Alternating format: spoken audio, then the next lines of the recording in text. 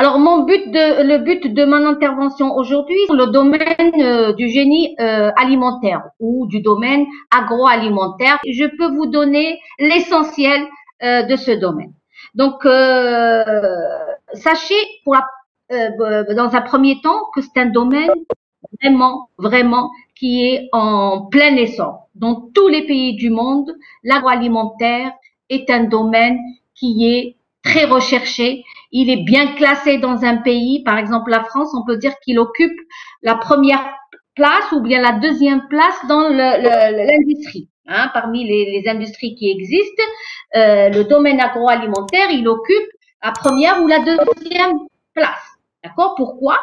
Parce que les enjeux sont très importants. Alors, les enjeux du domaine agroalimentaire sont des enjeux qui portent sur la qualité, sur la qualité. Et quand on dit qualité, c'est vrai, c'est un mot, mais qu'il a trois dimensions essentielles. Ce mot qualité, il a trois dimensions essentielles. Donc, la qualité, on peut parler de qualité nutritionnelle, on peut parler de qualité sanitaire et on peut parler de qualité organoleptique. Donc, qualité nutritionnelle, il y en a, on va dire, un domaine très vaste, c'est-à-dire parler de tout ce qui peut nous apporter comme bienfait à l'être humain par le biais de notre alimentation. Donc, tout ce qui est vitamines, tout ce qui est protéines, etc., etc. Alors, le volet sanitaire, c'est que par le biais de ces produits alimentaires, est-ce qu'il y a une relation entre les différents problèmes de santé que l'homme est en train de vivre actuellement avec la qualité des produits consommés? Et en dernier lieu, la qualité organoleptique, c'est-à-dire le goût, la texture, tout ce qui est en rapport avec le goût. Donc voilà pourquoi l'enjeu de l'industrie agroalimentaire est très important et ça n'arrête pas d'augmenter de jour en jour, d'année en année. Donc c'est un secteur qui est extrêmement dynamique. Donc on peut dire que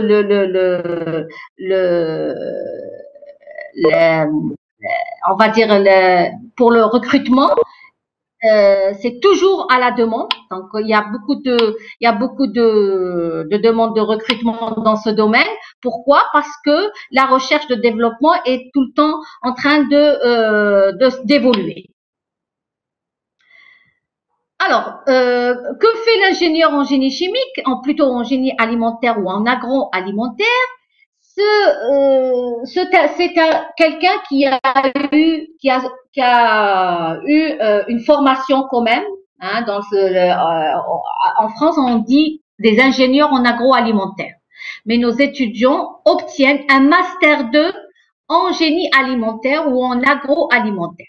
Ces diplômés, quand ils vont être recrutés dans l'industrie agroalimentaire, ils vont être orientés dans les domaines de la transformation des produits. C'est des produits qui sont issus de l'agriculture, bien sûr, et également de l'élevage, destinés directement à la consommation. Ils sont là aussi dans le secteur de l'innovation, c'est-à-dire dans l'élaboration de nouveaux produits. Ils sont là pour des missions qui consistent à organiser la production. Quand on a une recette bien déterminée qui a été testée à petite échelle, ensuite si elle a été adoptée par une commission, elle va être appelée à être fabriquée à grande échelle. Et donc c'est une personne diplômée en agroalimentaire, elle va s'occuper d'organiser la production à grande échelle. Elle va justement coordonner. Un diplômé, il peut être un coordonnateur de la fabrication. Il peut aussi contrôler la qualité et les quantités des produits fabriqués. Il peut aussi tester des formules hein, pour proposer de nouveaux produits. Donc, c'est quand il est appelé à tester des formules, c'est-à-dire qu'il doit travailler en étroite collaboration avec un diplômé en recherche et développement. C'est-à-dire qu'il y a quelqu'un qui va proposer un nouveau produit, il va donner à quelqu'un d'expérimenter, à quelqu'un de diplômé, à quelqu'un qui dit de le domaine, de tester les formules pour voir plusieurs volets, hein, le volet qualité, le volet hygiène, etc. Un diplômé, il peut être aussi dans le secteur comme un intermédiaire entre le client et l'entreprise. Il doit être à l'écoute de l'attente des clients quant à la qualité du produit, quant à la qualité nutritionnelle et la qualité sanitaire aussi. D'accord? Comme il peut être aussi dans un domaine où il peut s'assurer que le cahier de charge des recettes a bien été respecté.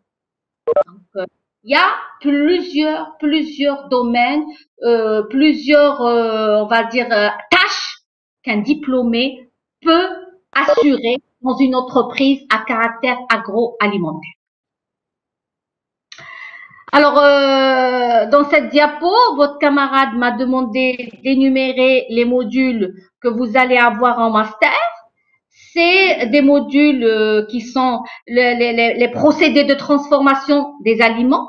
Hein, on en a vu quelques-uns quand on a fait le module en S1. Vous allez avoir un module qui est la biochimie et la chimie des aliments, c'est-à-dire connaître tout ce qui est chimique, hein, toute la composition des aliments.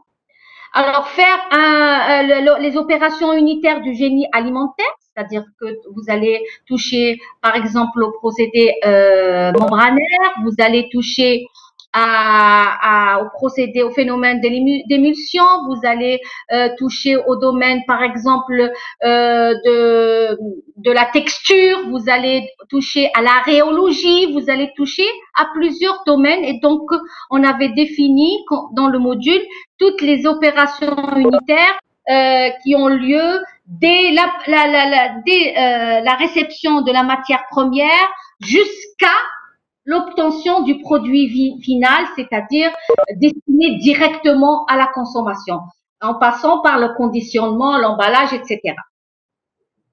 Alors, dans ce module aussi, vous allez, dans ce programme, vous allez avoir un module de rhéologie. Vous allez faire des TP de biochimie et des analyses instrumentales dans les industries alimentaires. Et bien sûr, vous allez avoir un module qui est la sécurité sanitaire des aliments. Donc, vous allez toucher à plusieurs volets concernant la péremption des aliments, à quelle température, les paramètres physico-chimiques, etc. Donc, voilà les modules que vous allez avoir en 1.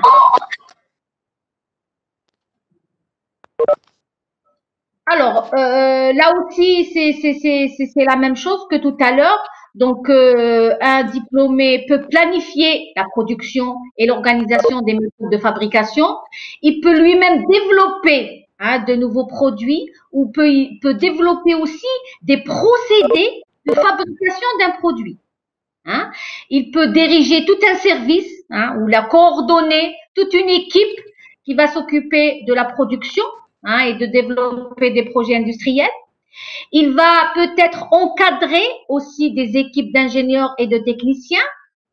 Il contribue dans une équipe en proposant des plans d'amélioration. Par exemple, on a un produit qui est maintenant commercialisé, ça y est, mais il est tout le temps en train de rechercher des recettes ou des moyens pour améliorer la qualité de ce produit. Donc, vous le savez que maintenant, on a beaucoup de problèmes de santé.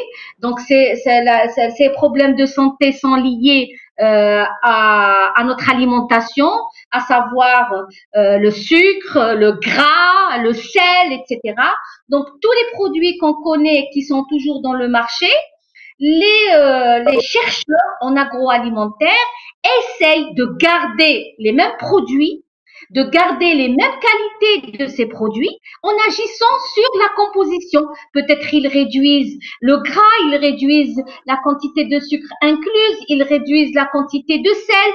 Par exemple, ils évitent d'utiliser des conservateurs, ils évitent d'utiliser des colorants.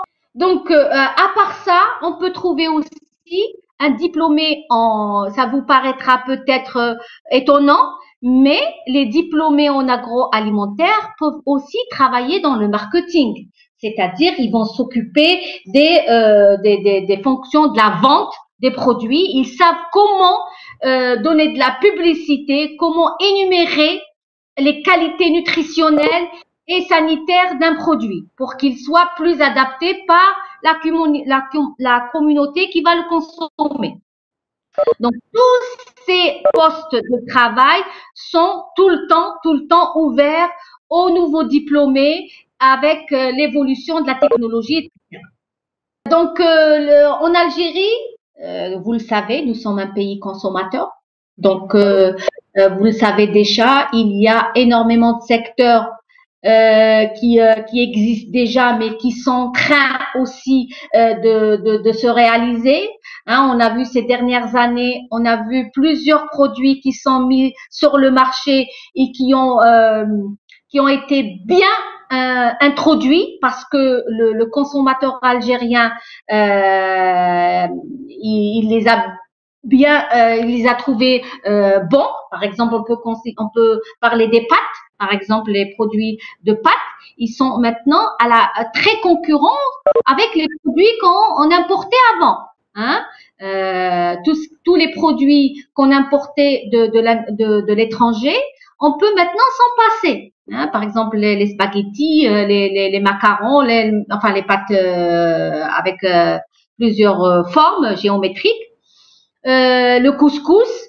Donc, nous avons plusieurs produits qui concurrencent vraiment les produits qu'on importait avant. On peut citer aussi les fromages. Hein, maintenant, il y a des petites et moyennes entreprises qui ont pu trouver, qui ont pu s'imposer dans le marché. Hein, vous le savez, il y a aussi la production du lait et ses dérivés. On le sait maintenant, il y a des marques très bien connues en Algérie. Hein? Donc, vous le savez qu'il y a énormément de secteurs. Il y a aussi le secteur des boissons. Hein? Boissons comme les jus de fruits. Là aussi, il y a des marques qui sont bien adoptées par les consommateurs. Maintenant, ces entreprises-là, ces secteurs-là cherchent toujours à améliorer leurs produits pour toucher un nombre plus grand de personnes parce que il y a une relation étroite entre le niveau intellectuel de la société. Maintenant, ce n'est plus celui d'avant parce que maintenant les gens sont beaucoup plus instruits.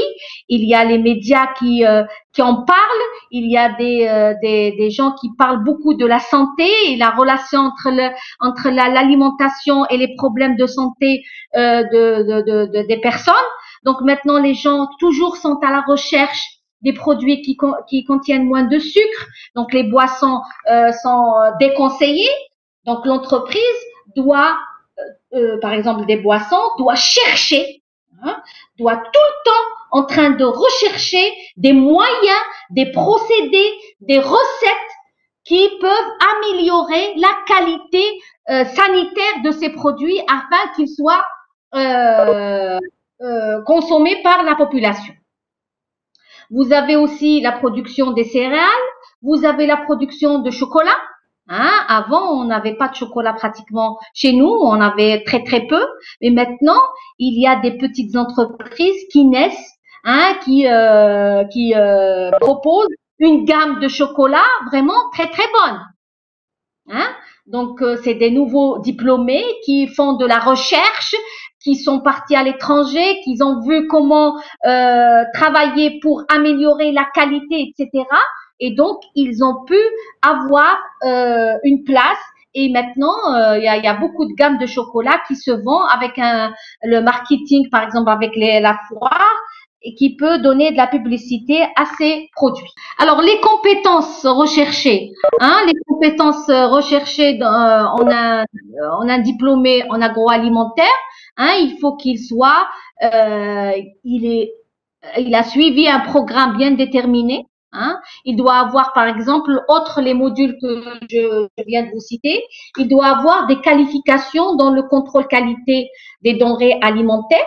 Donc, et il doit savoir comment faire des analyses microbiologiques. Et il travaille en étroite collaboration avec les biologistes. Il doit, par exemple, un diplômé doit maîtriser les techniques d'analyse, les techniques d'analyse qui lui permettent de contrôler ou de donner la qualité d'une denrée. Il doit connaître les normes en vigueur dans le pays dans lequel il travaille. À part les qualifications les modules que je viens de vous citer. Donc voilà un petit peu les qualificatifs recherchés dans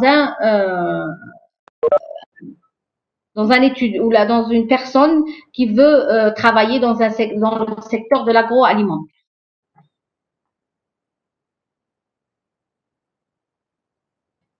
Donc je pense que j'ai fait le tour sur comment choisir votre filière. Maintenant, je vous donne la parole pour me poser des questions si vous en avez.